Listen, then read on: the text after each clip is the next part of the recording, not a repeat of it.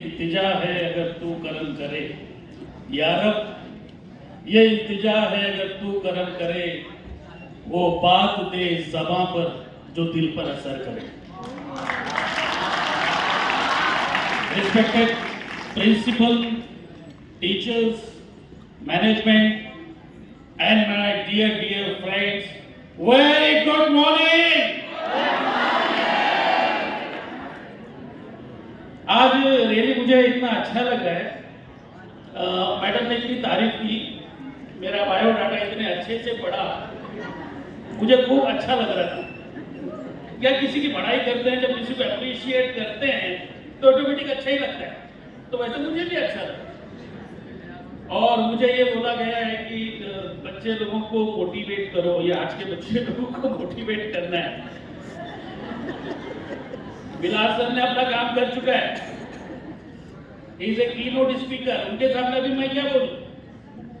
लेकिन मैं ये देख रहा हूँ यहाँ पे जो बच्चे लोग यहाँ पर आके जिन्होंने पहला भाषण में ये वो कोट पैंट पहन के आया था, वो बच्चा क्या नाम है, सब लोगों ने बहुत अच्छी बात, वेरी कॉन्फिडेंटली बात। और ये लोग भी आए हैं सर, इतना कीमती समय लगाकर, कीमती समय देकर, और आप लोग भी इतना कीमती समय निकालकर, मैडम इतना कीमती समय निकालकर यहाँ पर आए हैं और अपना वक्त दे रहे हैं। जब भी वक्त की बात आती है तो किसी ने क्या खूब कहा है कि 1 साल की कीमत उस स्टूडेंट से पूछो जो एग्जाम में फेल होता है। 1 महीने की कीमत उस प्रेग्नेंट मां से पूछो जिसका बच्चा 1 महीना लेट पैदा होता है। 1 हफ्ते की कीमत उस वीकली न्यूज़पेपर के एडिटर से पूछो जिसका न्यूज़पेपर निकल नहीं पाता। 1 दिन की कीमत उस मजदूर से पूछो जिसे आज अगर नौकरी नहीं मिली तो उसके घर में चूल्हा नहीं जलेगा। इतना ही नहीं, 1 घंटे की कीमत उस प्रेमी से पूछो जो अपनी प्रेमिका का इंतजार कर रहा है। इतना ही नहीं, 1 मिनट की कीमत उस मुसाफिर से पूछो जिसकी ट्रेन मिस हो जाती है। इतना ही नहीं, 1 सेकंड की कीमत उस आईसीयू में पड़े हुए मरीज से पूछो जिसका पलक झपकते ही एक्सीडेंट हो गया। इतना ही नहीं, 1 माइक्रो सेकंड का इंपॉर्टेंस उस ओलंपिक चैंपियन से पूछो जिसे गोल्ड मेडल मिलते मिलते सिल्वर मेडल मिल गया। This is the importance of time.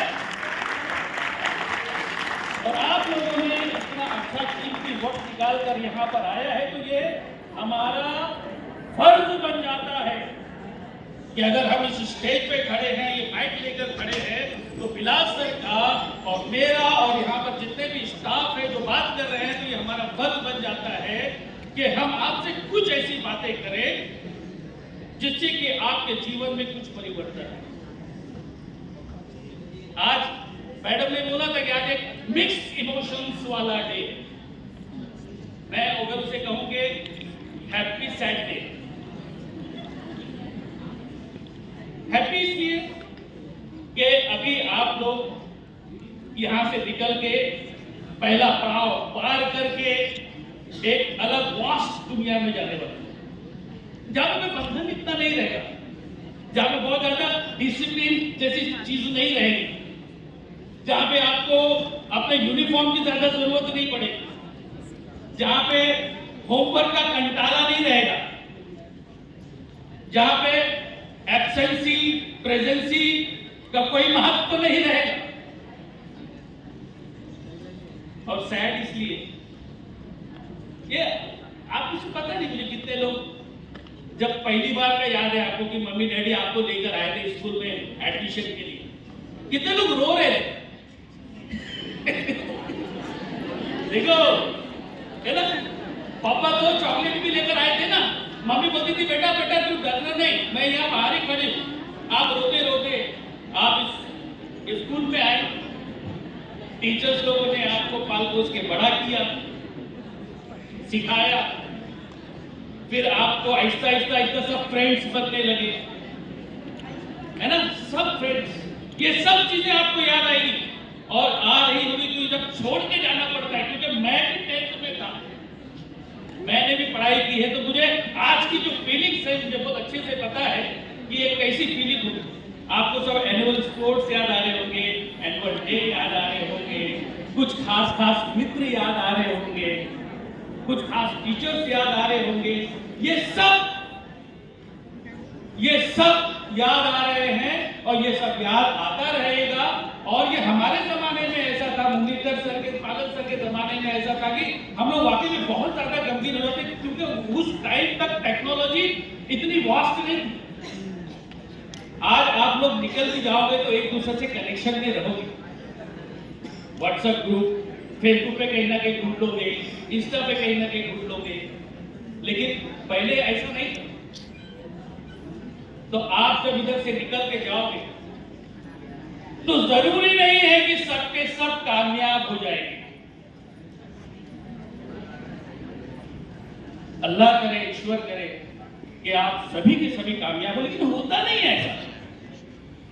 कुछ लोग बहुत ज्यादा कामयाब हो जाते हैं, कुछ लोग कहीं आके रुक जाते हैं और कुछ लोग नाकामयाब हो जाते हैं। अब थोड़ा सीरियस बात करते हैं काम के बाद। ऐसा क्या होता है कि कुछ लोग बहुत कामयाब हो जाते हैं, कुछ लोग मिडल में आके फंस जाते हैं, कुछ लोग नाकाम हो जाते हैं जिंदगी में? ऐसा क्यों होता है? अभी कितने लोगों को ऐसा लगता है कि मैंने जो पढ़ा था यार भूल गया। मैं पढ़ती तो हूं सर, लेकिन भूल जाती हूं, मुझे याद नहीं रहता। सर मुझे डिप्रेशन आ रहा है, सर मुझे घबराहट हो रही है, 10th में मेरे एग्जाम्स कैसे होंगे मुझे समझ में नहीं आ रहा है। सर सबके साथ हो गए, ऐसी अंजलि के साथ भी हो रहा था। अंजलि के पापा एक बहुत अच्छे कुक, शेफ, हेलो, वो शेफ थे। उनके सामने अंजलि ने बोला कि पापा मुझे ये सब हो रहा है, मुझे घबराहट हो रही है, मैं तो जो पढ़ी मैं तो ऐसा लग रहा है कि मुझे याद ही नहीं रहेगा, एग्जाम में मैं लिख पाऊंगी कि नहीं लिख पाऊंगी, मुझे टाइम पूरा कंप्लीट मिलेगा या नहीं मिलेगा, मुझे समझ में नहीं आ रहा है पापा, मैं क्या करूं, मैं कामयाब हो पाऊंगी कि नहीं मेरे जीवन में? पापा शेफ थे, प्रैक्टिकली सिखाने लगे। गैस स्टोव, 3 वेसल्स रखे, उसके अंदर पानी डाला,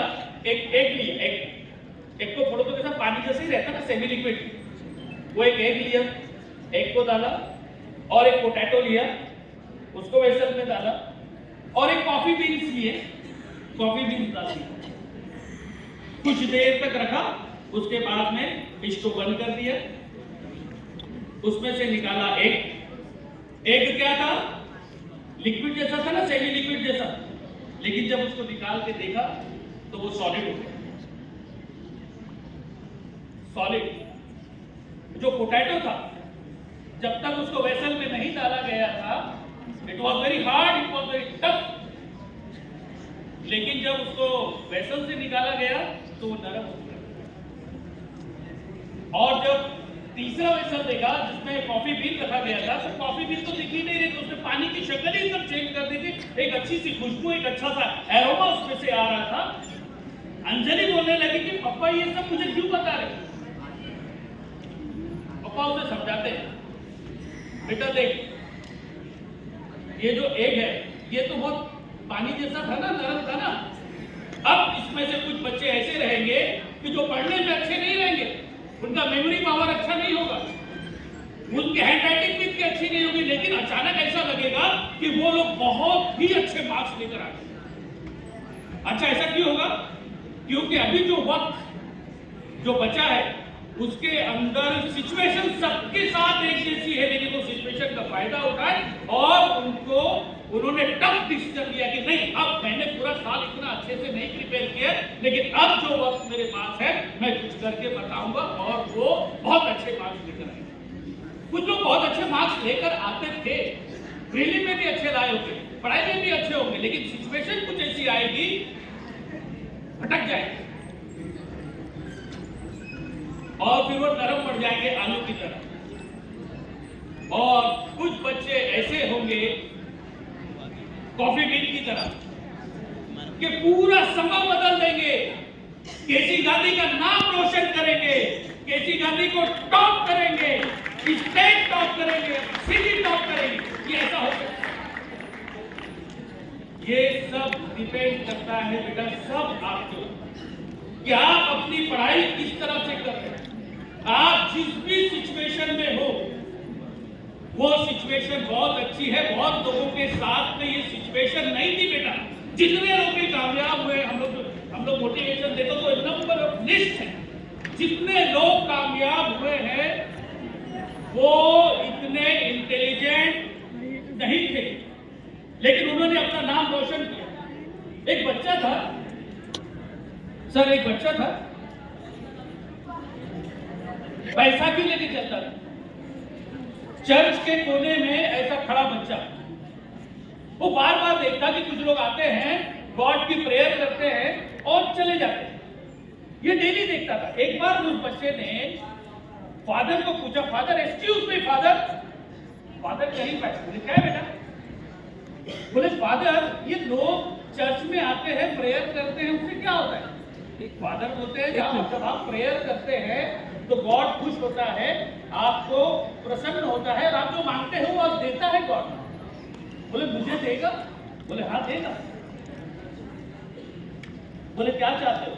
बोले फादर मैं बैसाखी लेकर चलता हूँ, मैं बिना बैसाखी के चलना चाहता हूँ। फादर ऐसा होगा? बोले हाँ होगा होगा होगा, आप जाइए प्रेयर करिए। वो बच्चा चला जाता है, प्रेयर करता है और फिर फादर के पास आता है, फादर मैं कब से चलने लगूंगा? बिना बैसाखी के कब से चलने लगूंगा फादर? फादर बोलते हैं लाइए लाइए आपकी बैसाखी मुझे दीजिए। बोले फादर मैं आप बैसाखी ले लोगे तो मैं चलना तो दूर, मैं तो खड़ा भी नहीं रह पाऊंगा फादर, आप चलने की बात करते हो। बोले नहीं प्रैक्टिस करो, लाओ मैं आपको थामूंगा। फादर उससे बैसाखी लेते हैं और वो कैसे वैसे कोशिश करके जैसे ही पहला कदम बढ़ाता है गिर जाता है। फादर से थामने की बजाय पीछे जाते हैं। वो चिल्लाने लगता, father you are a cheater, you are a liar, मुझे देखो मार लग गया, देखो मुझे खून आ रहा है, आपने झूठ बोला था कि आप मुझे थामोगे, आपने थामा नहीं। फादर बोलते हैं मैं तो थामूंगा आपको, सारी दुनिया थामेगी, लेकिन पहला कदम आपको बढ़ाना पड़ेगा।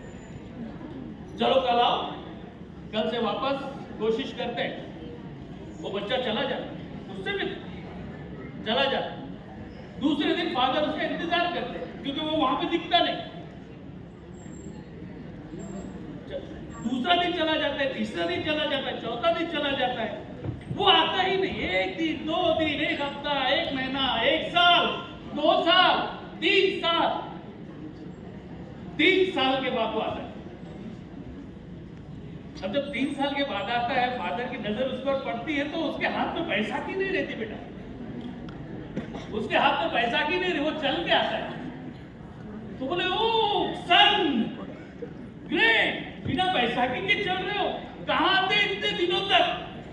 मैं आपका इंतजार करता रहा था प्रैक्टिस के लिए। बोले फादर आपने कहा था ना कि पहला कदम तुमको बढ़ाना पड़ेगा। फादर पहला कदम बढ़ाने में बहुत तकलीफ हुआ फादर, आज देखो मैं चल रहा हूँ, आज देखो मैं चल रहा हूँ। फादर पहला कदम बहुत तकलीफ दे रहेगा, लेकिन उसके बाद बहुत आसानी हो जाएगी। फादर बोलते और कोई ख्वाहिश है, और कोई ख्वाहिश है? बच्चा बोलता है फादर अब मैं चलने लगा हूँ, क्या मैं दौड़ सकता हूँ फादर? मैं भाग सकता हूँ फादर? फादर बोलते प्रेयर करके आओ, अब आप प्रैक्टिस पे लग जाओ, अब भागने की प्रैक्टिस करो। फिर वो लड़का ऐसा भागता है, ऐसा भागता है, ऐसा भागता है, अमेरिका के लिए 4 गोल्ड मेडल आता है। उसका नाम है Carl Lewis. This is a true story मेरी यार, this is a true story। अब अगर किसी को लगता है कि मेरी तबीयत खराब हो गई थी, 10th के टाइम पे मुझे टाइफाइड हो गया था, मेरे रिश्तेदार का, मेरा कजिन का शादी था, मैं इसलिए कम परसेंटेज लाया, ये सब बहानेबाजी नहीं चलने वाली है। आप लोगों को मेहनत करनी पड़ेगी, मेहनत का फल भगवान ईश्वर अल्लाह देते हैं, आपको प्रैक्टिस करनी पड़ेगी बेटा, ये बहुत जरूरी है। मेरा टाइम शायद तकरीबन खत्म हो रहा है, मैं खाली 2 दो लाइन बोलो आप लोगों के।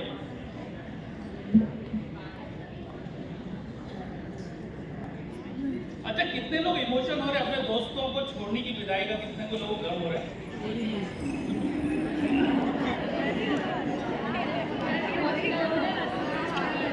जो राह चुनी तूने, क्या भाई जो राह चुनी तूने, उस राह पे राही चलते जाना रे। हो कितनी भी लंबी राह, अरे हो कितनी भी लंबी राह, दिया बन जलते जाना रे। उस राह पे राही चलते जाना रे। Thank you so much.